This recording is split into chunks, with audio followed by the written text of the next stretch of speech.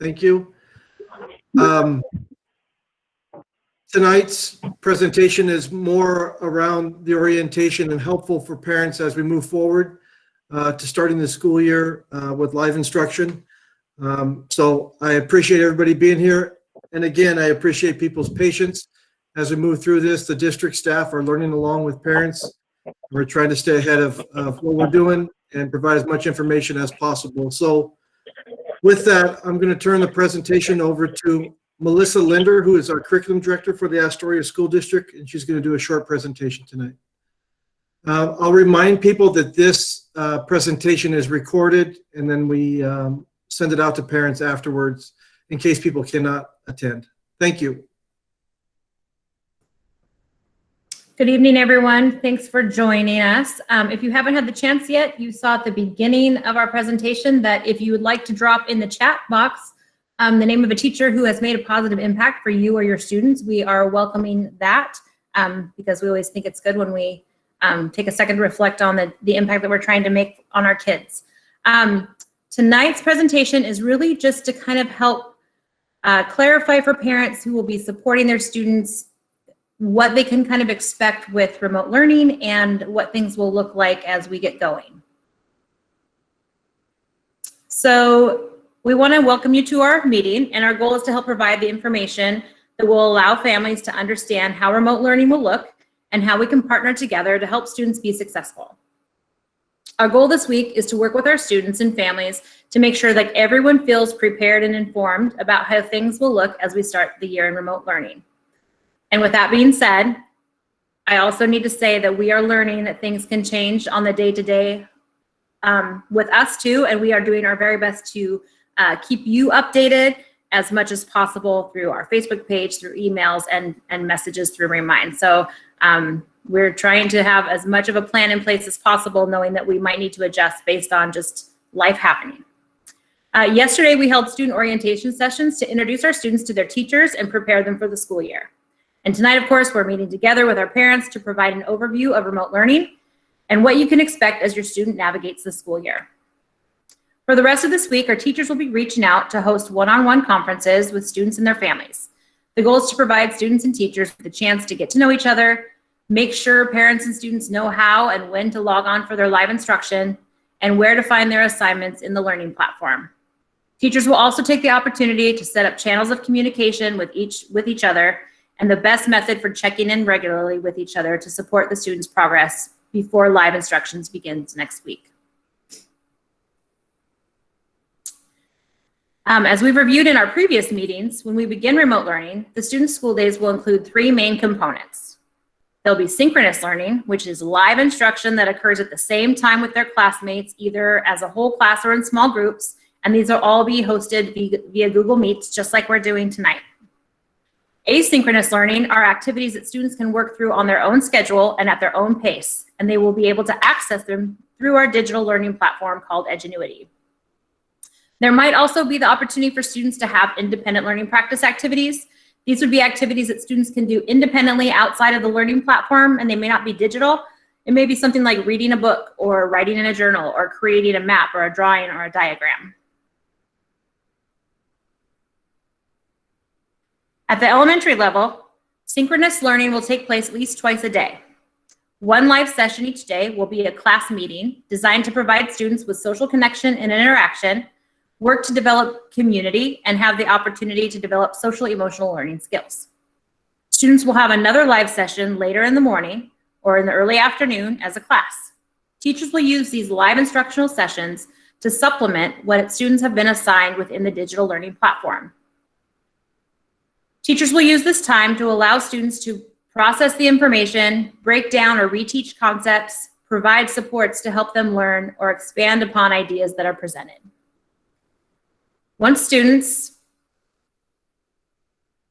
our teachers are able to get to know their students better and assess students to see where they are in their skills, teachers will also be able to provide an additional session each day for students in small groups to provide instruction targeted at student skill levels. It is possible that students with additional instructional needs may have additional live sessions, either in a small group or one-on-one throughout the week. And the teachers who provide those will be in contact with families individually to set those up. Melissa, are you trying to share your screen? Yeah. Is it not Okay, sharing? We see you. We don't see Oh, your well, screen. that's not very exciting. Let me go back here a second, just one. I appreciate that. I had it sharing. Maybe I got kicked out. See, technology, we're all learning. Isn't that amazing? Thank you, whoever that was.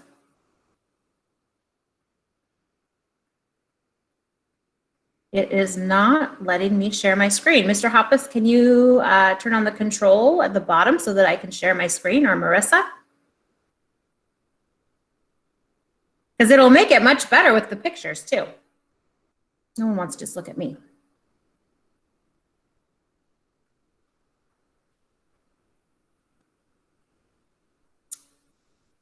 Thank you everyone for being patient while we get this figured out.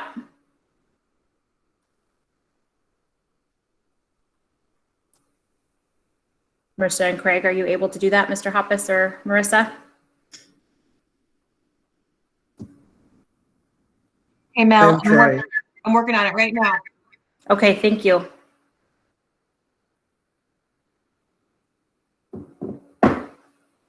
People were nice and texting me, but I was trying to pay attention to all of you, so I didn't get that information. Thank you. Go ahead now, Melissa. Okay, thank you. This will make it a lot easier for all of you to follow along and just more enjoyable. How does that look?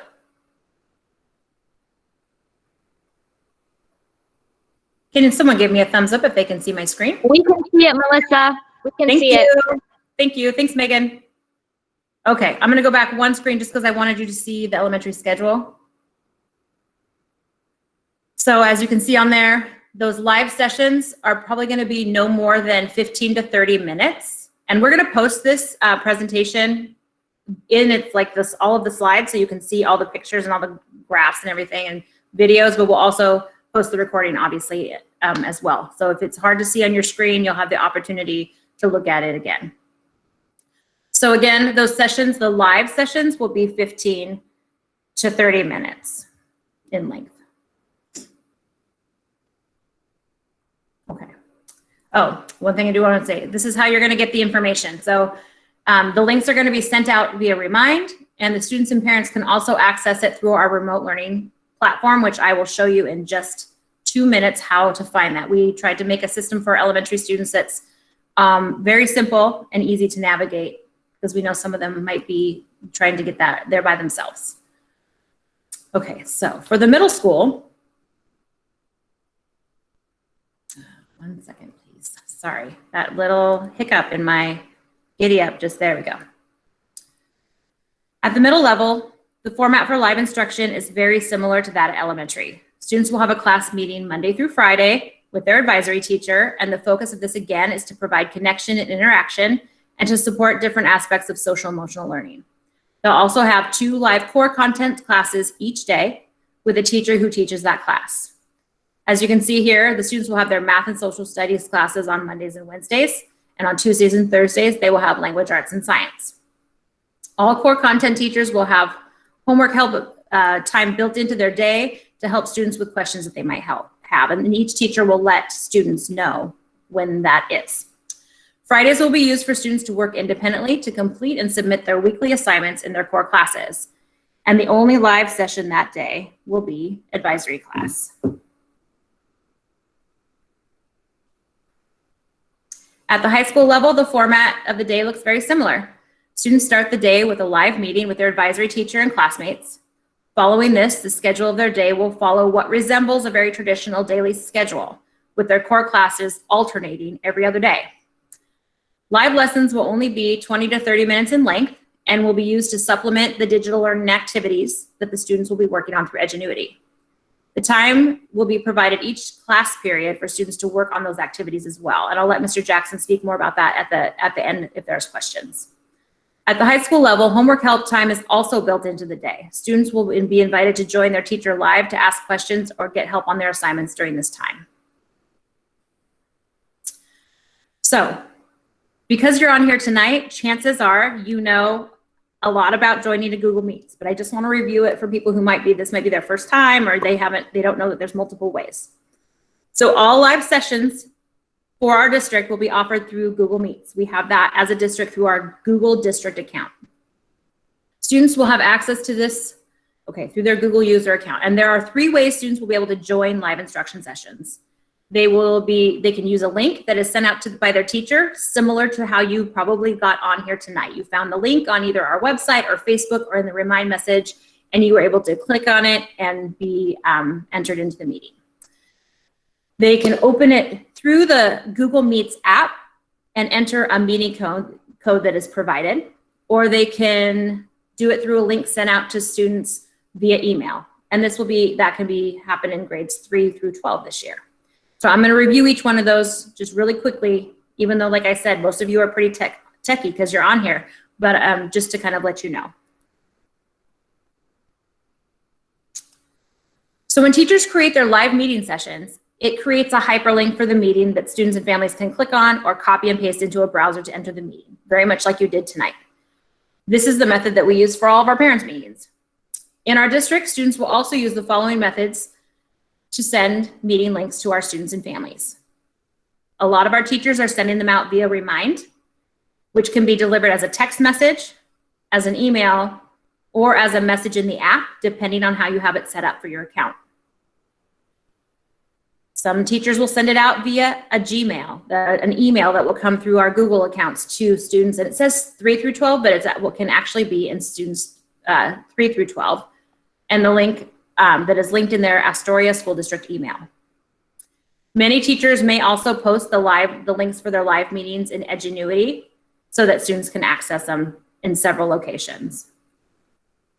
So linking is one way we can do it. And as you can see here at the bottom of the screen, there's a calendar invite. I know that I think at the middle school and high school, many of our teachers are inviting students directly to that. And it's the same kind of thing. It will come to their Astoria School District email, and they'll be able to click on it and open it up. We do want to try to encourage students in grades 6 through 12 especially to check their email at least once a day to make sure they have all of the information. Are we still doing good? Just want to make sure. Okay.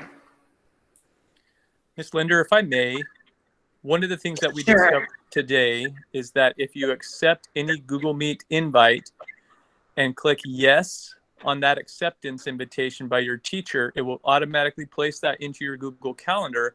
But what's also beneficial about that is when your Google Meet live session or advisory has been recorded, it automatically uploads into that Google link so that you can come back, click on that Google link in your calendar, and it automatically has the recorded session there. So that's very advantageous. Agreed. Thank you, Mr. Jackson. So, as you'll notice when you get your Google invites or when you see the link, at the end of every link is like a 10-digit code that students can use to enter the meeting directly. Now, I'm going to be playing a video here, and hopefully technology has been worked out and you'll be able to see how that happens.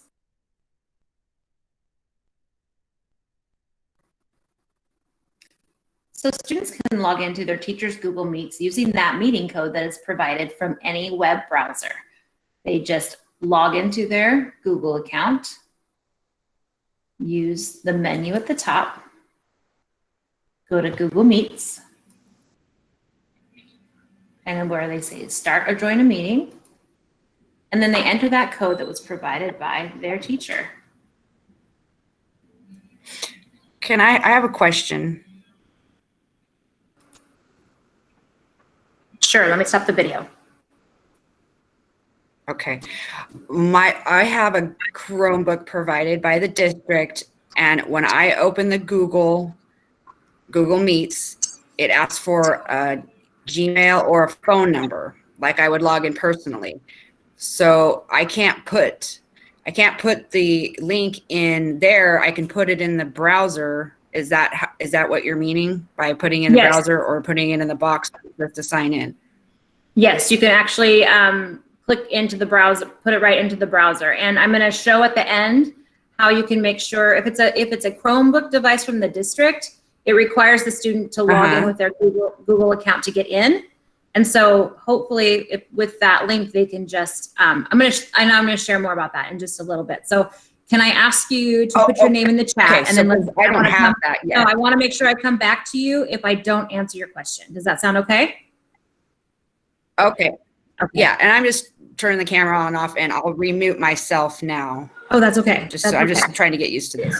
That's okay. We're all learning. We're all learning. Obviously, I have some learning to do too tonight. But don't worry. Don't worry. Okay.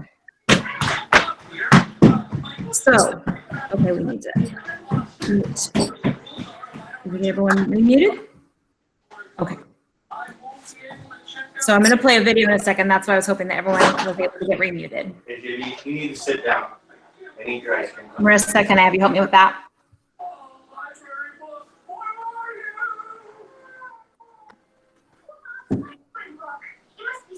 Okay, well, I'm just going to say it one more time. We do still have a few people who are unmuted. So if you're on your phone, that's *6. And if you're on your computer, it's just the bottom button.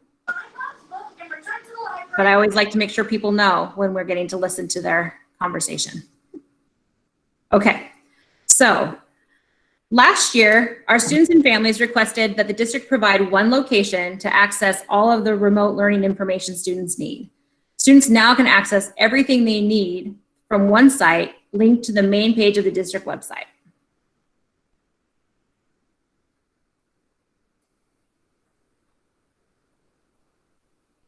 So students can access everything they need from the homepage of the Astoria School District website, which is, of course, as a lot of you know, www.astoria.k12.or.us.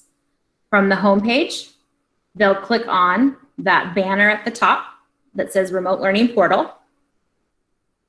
And that will take them to it's called a portal, I'm sorry to use the word twice, but like a holding place called Clever.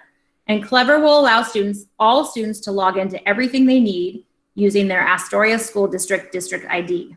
And for most students, this is their first initial, last name, and the 2 digits graduation year, followed by AstoriaK12.org. If you're worried about knowing your students' login information, do not worry. As our parents, as we have conferences this week, you're going to you'll have the chance to ask your teacher for that information. So I'm going to go right to the end of that video again, because then I can show you the inside. Once they get in, everything they need to access remote learning is inside of Clever. So again, you're going to go to the website, remote learning, they enter their ID and password, and they're in.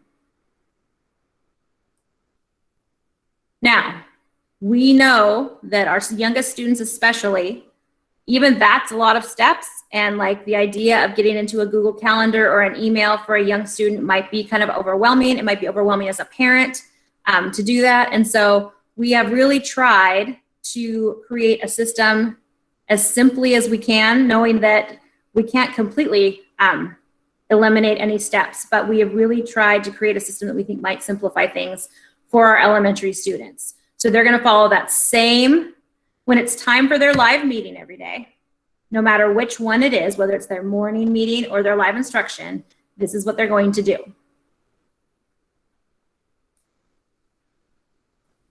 So they're logged into Clever, and they will, at the top of Clever, right now when I made this video, there was just one grade level's website up, and that's 3rd grade, but eventually all the grades K5 will be at the top, depending which school they're in. So they'll go to we'll say 1st grade, 2nd grade, 3rd grade. So let's pretend my student's in 3rd grade. I would click on the 3rd grade teacher portal. And then I'm going to find the name of my teacher, which I'm going to say Miss Flory is my teacher. And then when it's time for my lesson, I'm literally going to click on either the morning meeting or the live lesson icon, and it will take the student right in. So I'm going to do that one more time because I feel like that's, we tried to make it as simple as possible. So they're into Clever, their grade level, They find their teacher name, and I know like for kindergarten and first grade, they have the teacher's pictures there. And then whether they're morning meeting or live lesson, they can click right on it and it takes them right into the meeting. So we tried to make it as few clicks and as few steps as possible for them. Something that's important to share with you that doesn't always apply like when we're having our parent meetings is that because we're a Google organization, all of our Google Meets are only open to students or teachers from or staff members from our district. So that means that they only allow in people with an AstoriaK12.org web address or web ID. And that's why we want kids using that Clever, because that will log them in already and let them use that. Individuals from outside of the district must be approved to enter the meeting. And that's sometimes why our parent meetings take a few minutes to get started, is because Marissa has to go through and admit each of you individually into our meeting. But to protect the online safety and security of our students, we really feel strongly that we want to do everything we can. And so we will not be admitting people into our live sessions who are trying to access it from an individual, either Gmail or Google or email account. So if it's someone who doesn't, if it's a parent, even if it's a parent or a grandparent, we don't always have a way of knowing that that's who it is, and we'd rather be safe and sorry. So we want to make sure that if we can teach all of our students to log in through that Clever portal or through that website, then we are making sure that it's always our kids that are logging in. So there's two ways to make sure that your student's always able to enter. The first is that way that I just showed you about going to, at the elementary level, to go to that teacher website, or you'll see that in a second when we get back to their home screen for older students, all of their Google apps are inside Clever. So if they need an email or a calendar invite or anything like that, that'll be right accessible from that homepage. If they're not using the Clever app and their portal, what they'll need to do is you need to make sure that they are logged in as their Astoria K12 ID in a browser. Like if they're using someone else's computer and they don't go to Clever, or they're just using the link. How you do that is up at the top in the corner, you can see my little icon. And I know that if I click on that, I can see right now that I am logged in as my professional school district ID. So I think the easiest way is to always make sure students are going through that remote learning portal on the website and just teaching them that routine every day. But there is the option to get in on a private browser or somewhere else. You just have to be logged in as your Astoria K12. And again, we're doing that because we want to make sure that we are only allowing Astoria district students and staff members into our meetings. So from the elementary page, students will have access to all of the items shown on this screen. And that's what I was just trying to kind of share with you. But before you get overwhelmed and worried, at the elementary level, there's really just two icons that all parents and students will need to know every day. The first is at the top, like we shared before, those teacher websites. And that allows them to contact their teacher. It allows them to hop on their live meetings. To find it, you just have to click on your grade and find your teacher's name. The other is the Edgenuity or Pathblazer icon. That's that red icon. And that's where all of the online or digital lessons that students will access for their core content will be provided. Within Pathblazer, students will be assigned grade level activities aligned to the content and standards that they are learning in class. In addition, each student will spend a few minutes each day working through an individualized pathway of activities that allow them to work at their own pace and level in math and reading. There are other applications listed here on this page that might be used once or on occasion. Renaissance, which is the just like the little white icon, is what we use to administer our math and reading assessments, and you'll get more information about that when it's time. We wanted to give you the chance to learn how to get into this and look around a little bit before we ask you to try anything different on there. And then the Imagine Learning, which is the little icon with the robot, that is a program that is used for our English learners. And teachers will provide you with more specific information about whether you need to use any of the other apps that are shown when you have your conferences. But if you can remember, at the elementary level, the grade level website and Pathblazer. Those are like your two main go-tos. So like if you wanted to practice later this week and help having your student go through the process, those would be the two I would practice with my student. At the secondary level, it looks very much the same. Students in the middle and high school will probably also use the Google Apps icon that is at the top, the big G. And this, because that's where it will take them directly to their email, those calendar invites, or anything that they need through their Google Suite. It also will allow them to, as you can see from the Google Classroom on the other side, to access all of their recorded sessions. And as Mr. Jackson just shared today, is if they are invited to a calendar event, they can go right back to that event and find the recording. They can also monitor their grades in student view at the bottom here. But again, until we're up and running fully, there'll be the time to learn how to do that. The main ones would be the Google Apps and Edgenuity.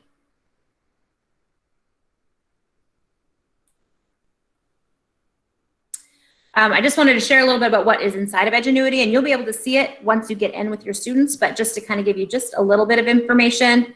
When our committee was trying to choose a platform to use this spring, we liked Edgenuity because it offered students a variety of instructional activities that included live instructional videos, interactive activities, and lots of different ways to practice their skills.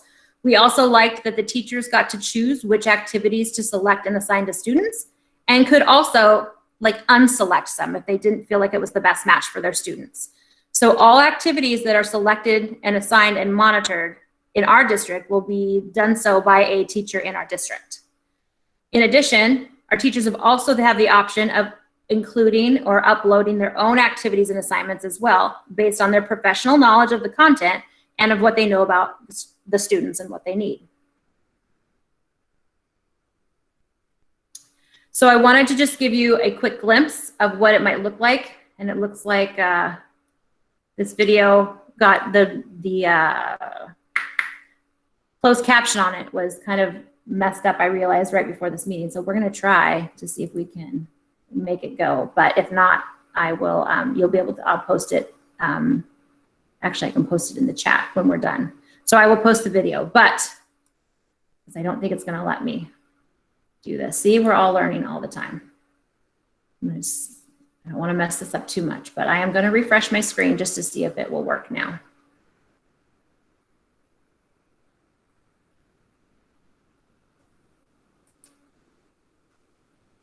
Thank you for your patience. Like I said, we're all learning. I'm definitely in that group as well. But I wanted to be able to show this to you if that works. And it looks like it's not going to because I wanted it to be correct in its captions.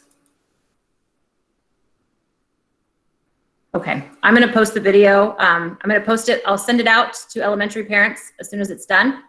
But it basically takes you through a math lesson that the students do. And along the top, you'll be able to see that lessons come in a number of segments. And so a student has to complete each segment before they can go on to the next concept, which is good for us. We want that because we want students to be able to know the concept that's being presented and not just be able to fast forward or click forward through things. So the icons at the bottom, when the student brings up their screen, these are kind of like a guide. So a student, the snowflake is kind of tells students where to begin that day, like where they left off. So there'll be like a green box that'll say reading and with a snowflake on it, and they'll be able to click on it and go right to where they left off. The check boxes will show you where your student is. And again, at the end, while we're taking questions, I will get this video queued up and we can watch it at the end because I want to make sure parents get a chance to see how a student gets through this. And I just want to make sure that I'm honoring your time. So I'm going to keep going if that's okay. At the secondary level, it looks very similar. And so I can show you, it's actually much more simple in the elementary view, but I want to show you that as well. Secondary students will also use their Edgenuity. This is what it looks like once one of our students is logged in. They will click on Edgenuity. This is an example screen from one of our students at the high school. It lists all of their classes on that front page, and the student is able to go from class to class, see their progress, and go into the next learning activity that the teacher has assigned. Let's say we wanted to go to algebra. The assignments are listed down the side here, and the student can go from one to the next, to the next, to the next. Now, because this is a live account for a real student, today I won't be going through their assignments, but I will show you an example assignment that they might do through Edgenuity. Just like at the elementary level, at the secondary level, each unit of instruction includes several activities on that concept, but it also includes actual videos with actual teachers providing instruction. This is one from an algebra course that is located in Edgenuity. And don't worry if you don't remember these concepts yourself. It's more just to see how some of the information is presented. Let's review our lesson goals. The main goal is to graph the quadratic function in vertex form.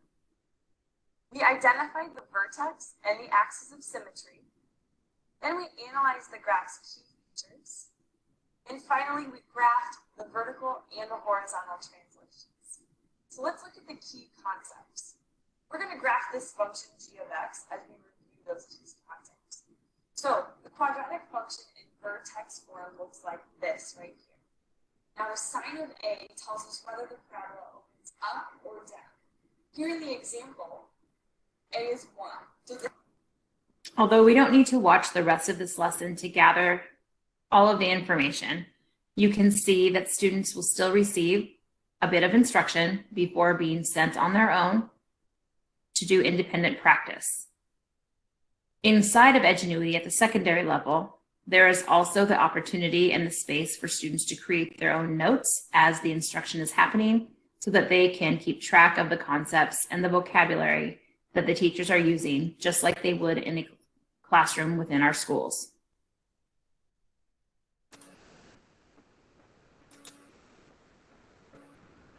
So inside of Edgenuity, it's easy for parents and students to monitor their progress with the assignments. Students' progress is tracked in 2 ways. First, there are safeguards in place to make sure that students cannot move to the next lesson or concepts without completing each activity that's assigned to their grade level. And this is to make sure that they've received all of the instruction assigned by their teacher before completing the end of the unit assessment.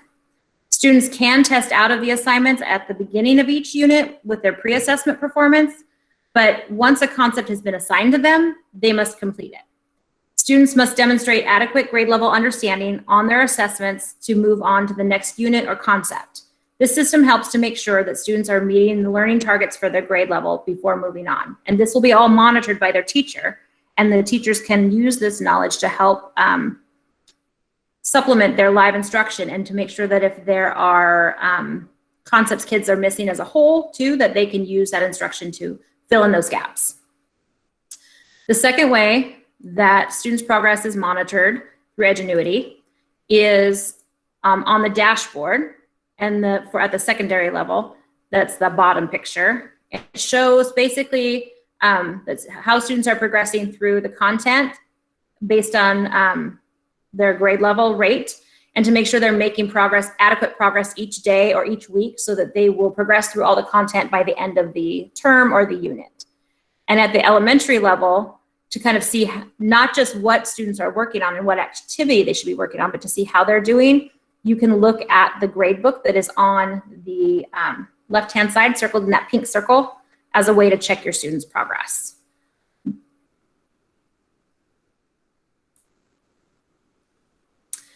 So in accordance with our friends at the Department of Education, we are, students are just like in on-site, students' attendance is really important during remote learning. However, we know that we can't expect all students to be able to access the live instruction all the time based on technology, based on the support they have at home, and a number of factors. And so attendance is going to be defined a little bit more broadly during remote learning. So we will be taking attendance each day because we want to make sure we're staying in contact with all of our students every single day. But we will know that we've had some kind of contact with students through one of the following ways. So we can look to see who has logged in to the learning platform Edgenuity and who has made progress on their work in there. And if a student, we don't see that they logged in that day or that they haven't made any progress since the day before, then teachers can check in and say, hey, did you have troubles logging in? How are you doing? What's going on? How can I help you? So that's one way. Another way we can track if they're attending school that day is if they are attending and participating in the live instructional sessions, either in the large group or a small group. However, if a student has to miss a live instruction, but is able to watch it later and is able to log in and do their assignments, they still are counted as present for the day. And a final way that we can prove evidence of attendance is through some kind of two-way communication, either a phone call or messages or emails that are exchanged between the student and the teacher or the student's family and the teacher, like about academic progress. So that's how we can say like a student attended that day, is that we had some kind of interaction in some way. So with remote learning, students and family communication is even more important than ever. And we're really working at trying to streamline these communications and make them effective. And we do appreciate your patience in us working out all of these models. And we want to offer multiple ways of communicating. So this year, teachers and families have become part of the same team, supporting students and helping them progress through their learning. And advisory teachers will monitor their students' daily progress and will set up a system to regularly check in and communicate with each student in their advisory class. So that's going to be that level, kind of that first level of protection, is like that one teacher who's monitoring that small group and is making sure the kids are logging in, making progress, things like that, and reaching out if they feel like there might be an issue or something that needs to be supported. So we encourage students, staff, and families to communicate with each other regularly and to use our established communication systems to stay in contact and to support students in their progress. All teachers in the district will post their contact information in a variety of ways, and they can be contacted in 3 or more ways. And the first way is that we have the system called Remind that we implemented last year. And it's a system by which our schools, as well as our individual teachers, can post daily announcements for the class or stay in contact with students and their families in individualized messages. The district has created a Remind account for each parent and each student in the district using the email that we have on file in our student information system. Parents can receive these messages by email message, through a direct message on the Remind app on your smartphone, or via text. And you can decide as a parent how you want those to come into you, and we can help you switch your notifications and your method of getting messages if you would like. Teachers will check with each family during conferences and to make sure you're receiving Remind and to try to make sure you're getting the Remind messages for your students' class.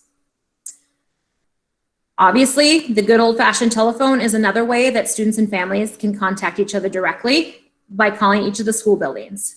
Teachers may not be able to always answer your phone calls at a specific time of day if they're in live instruction, but they'll make every effort to return any phone call within the school day.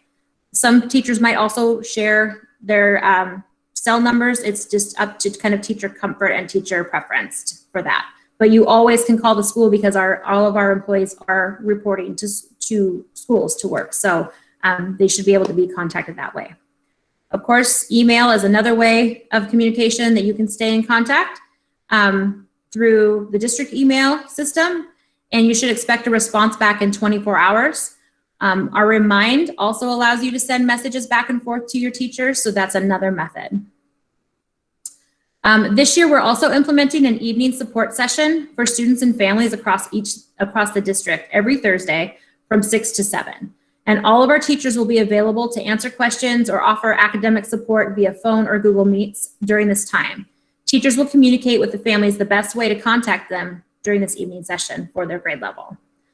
Teachers will be able to share specific contact information, phone numbers, emails, Google Meets codes when they call for your conference this week. We've had many, last year, our school district and our school board decided that we would be providing all the supplies for all of our students this year so that students didn't have to take on, or parents didn't have to take on that financial expense. And we're still going to continue to do that with remote learning. We are going to be offering we've made school supply packets for every student in the district, and you can get your school supply packet one of two ways.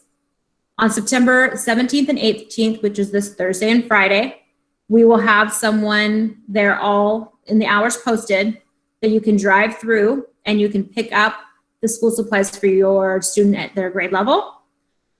But don't worry if you can't make it there during those assigned times, because once the day is done on Friday, any packets that are not delivered or that are not picked up, we will deliver starting on Monday. We know that there's a number of families who face barriers to internet and technology access, and we're working to partner with families who have requested help with this. As of this morning, the district has distributed over 900 Chrome devices to students and families, and we are working to get all the devices out that we have as soon as possible. We are expecting another shipment of devices that were ordered months ago and discovered this week that it might be a little longer before they arrive, and we appreciate your patience with this. One thing we're trying to do to provide access to technology and internet while we're waiting for those devices is through the creation of learning hubs at each building. Each learning hub is staffed with district employees to help students access and use technology to access their learning and lessons. Staff are reaching out to families who requested to partner with the district this week to schedule students into the hubs closest to their home and to provide transportation. We are limited, however, with the metrics in our county right now, with how many students we can have at a time, which is 10, and how long they can come to a building, which is 2 hours at a time, based upon the guidance where we're at right now. If you have not been contacted but are experiencing difficulty accessing technology or internet service, we ask that you please let your school office know, and we will try to get working to help you on that. So just a review of some of the main things I talked about today, because I know I just said a lot of things. So you're going to be having a conference with your students advisory teacher this week, and really it's in place of live instructional sessions. We wanted to give teachers the time to really intentionally reach out and spend time with you and get to know your student and make sure you have everything you need to access remote learning. And it would have been hard to do that while also running instructional sessions all day. So we appreciate that. And if you didn't get an appointment time or you haven't heard from your teacher, please call the school office and they can help you. So live instruction, both those morning meetings and the content instruction, as well as all of the Edgenuity activities that your student would need for that first week, will begin next Monday for all students. School supplies can be picked up at the bus barn this Thursday and Friday, and those supplies that are not picked up will be delivered.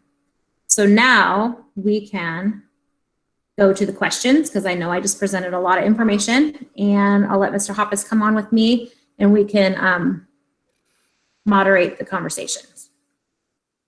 Good, thank you. We were notified at the beginning that our limit was 250 people, and we had people trying to get in and couldn't get in. So we'll take that into consideration next time, and maybe split them up into 2 different meetings. I was told earlier this week we thought we'd get more than 250, but we can't. So we'll get into questions. I did mention earlier that our tech hubs, or Melissa calls them learning hubs, are the same thing, are open this week, tomorrow and Thursday from 1 to 7 at the high school and the middle school. At the high school, it's in the small gym, and the middle school is in the cafeteria. For people who may need help logging in or just have any questions, we have staff who've been trained to help with that. So if you need that, that'll be there. You do not need an appointment. We don't know how many parents are going to show up, but you do not need an appointment. But social distancing will be required. A couple other questions.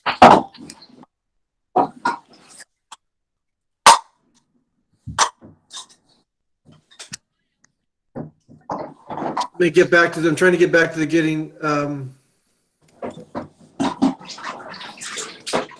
So one of the questions is they wanted to add, and maybe our people can help with this, add the tech issues that some maybe come across when clicking on the remote learning banner on our website.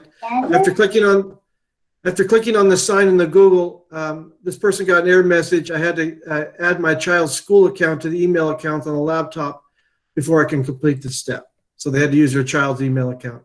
All kids in our district have email accounts. How are we ensuring that students do not remain on the Meet during Google Meet's time and provide inappropriate things? I know that the teacher leaves, it doesn't kick them out. And I also know that they can access the Meet after the Meet time.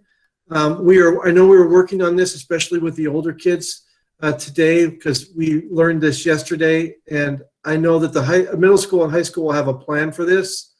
And we're working on that because that came up yesterday. What resources will the middle school, high school meeting invite be sent through? Email or student view? Linda, do you want to unmute, or I can share what you shared with me?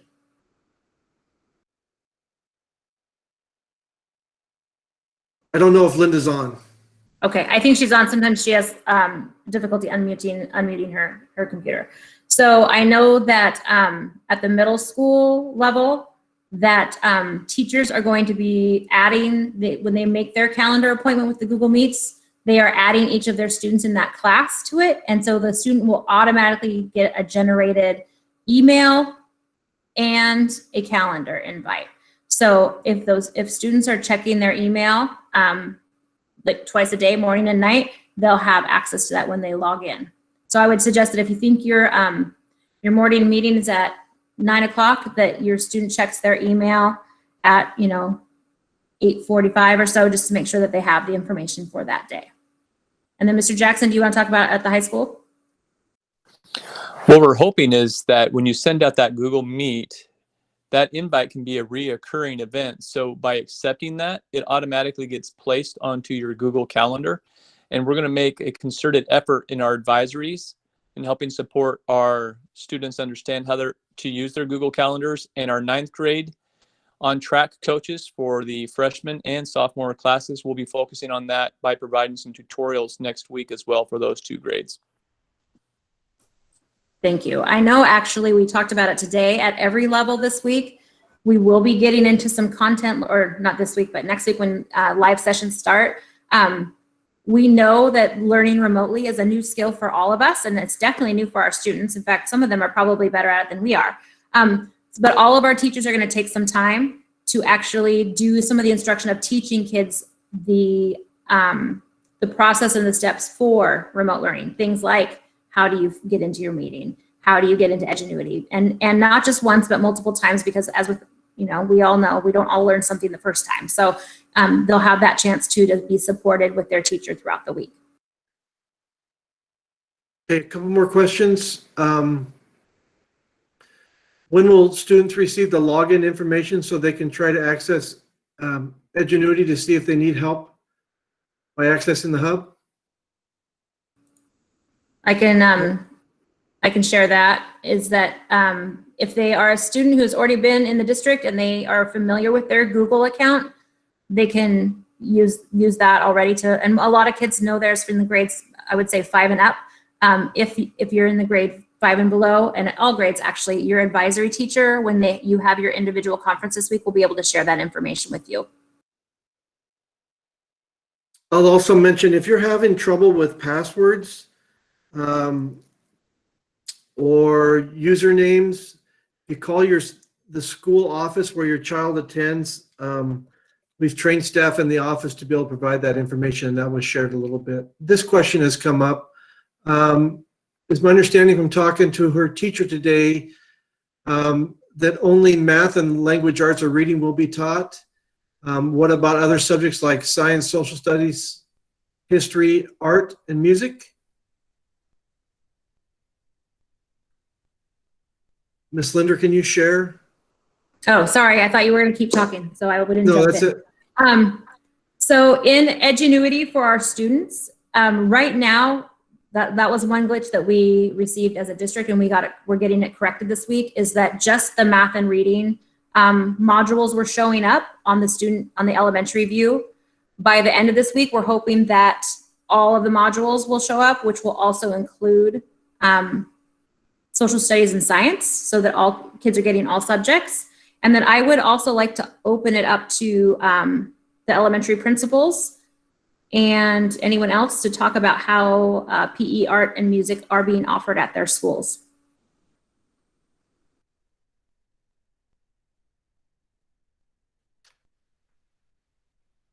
Melissa, I had some of them leave so that we could open more spots for parents. Well, So we will put that in the question and answer document. All of our questions that we do on the Tuesday night meetings, we put into writing also. We will put that into writing. A couple other ones. There was a question, I'm trying to find it. If the school district meets to go back to school guidelines, will the Astoria schools be ready to do that? And that was a similar question as how does Warrenton meet the metric for K through 12 to go back to school, but Astoria does not. At this point right now, the whole county meets the metric to go back to school.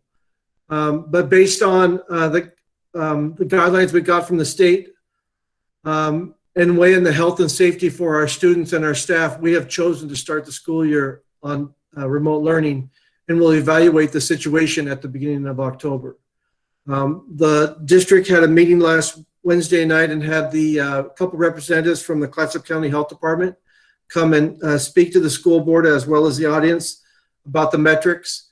And although the metrics are down right now, we're seeing an increase in cases over the last week or so.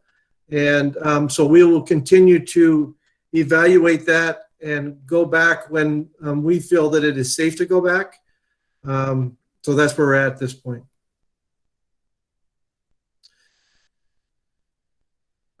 Sarah asks, is it possible to stagger start time for the younger students to ensure that a parent can help each child get logged on and be present for navigation? I will have that conversation tomorrow with administrators to see if that can take place. When I get an invite from the Google meetings, it's saved into Google Calendar and times are different from what we have planned. We planned for 9 a.m. this morning, but we got an invite was for 5 p.m. They're asking how to fix that problem. I'm not sure how to fix that problem. Sometimes I know the Google Calendar changes with time zones, but I'm not sure how it got changed with that.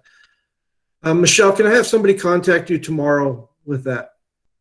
Just so I can get that answer from our tech department. Trista asked, how can you return your 7th grade student's instrument? We've been in contact with the rental agencies for the band instruments. Please contact the middle school office tomorrow and they'll share with you how to do that. I've tried possible variations for my kids' passwords for Google account. What's the password supposed to be? I would mention to that to call your school office in the morning. The secretaries in the office have those passwords.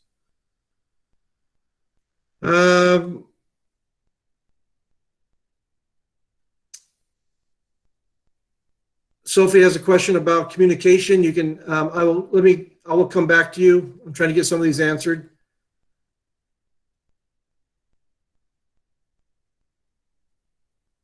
It was confirmed the secretaries at the school do give the passwords out.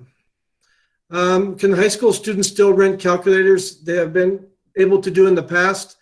And I think those calculators will be provided for them this year, not rented.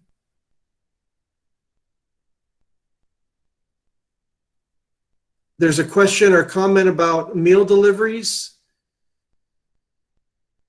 We will look into that once a week pickup time for meals, and we've done that before during the summer, as well as the bus stops. I'll see if we can do that, and that was very popular this summer.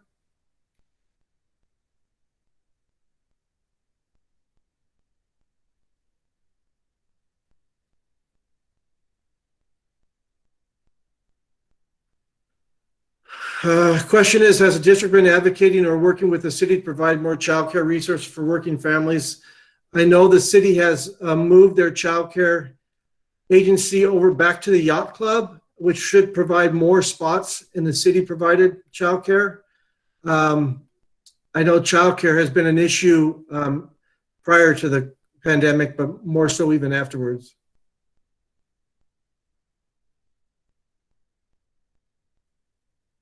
Okay.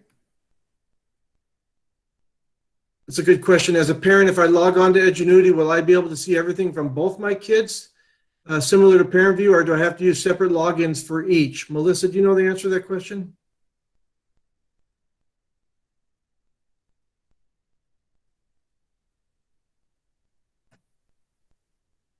Melissa?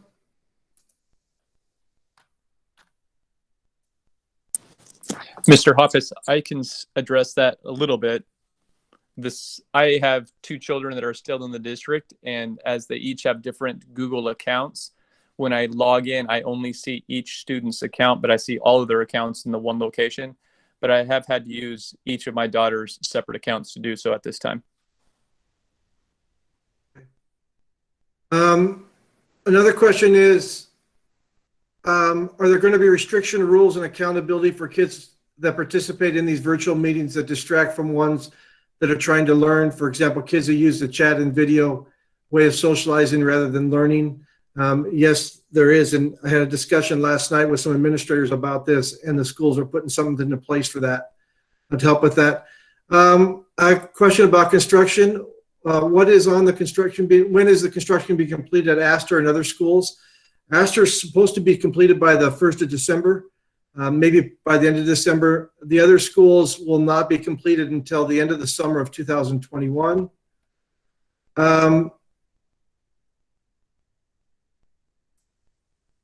Wesley asked, classroom start times between my kindergarten and 4th grade at the same time. Will there be updates or changes to that? I'll have a conversation. It's the second time that's been asked tonight. It's the second time that's been asked. I will have that conversation tomorrow to look at that. But I know that we've shared with some parents those start times already. So I don't know how much we can adjust, but we will evaluate that as we go.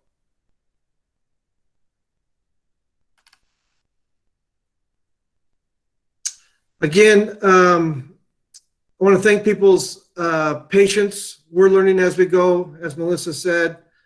We want to get the distance learning off to a great start, as good as we can. We appreciate people's patience. Please be in contact with your child's teacher. If you've not had conferences this week, you will. And then next Monday, we'll go live. I've heard the conferences with staff have been going great, as well as the orientations. So I want to thank everybody. We do have another meeting to go to, most administrators. So we are going to log off. This has been recorded. So thank you again, and thank you for your time.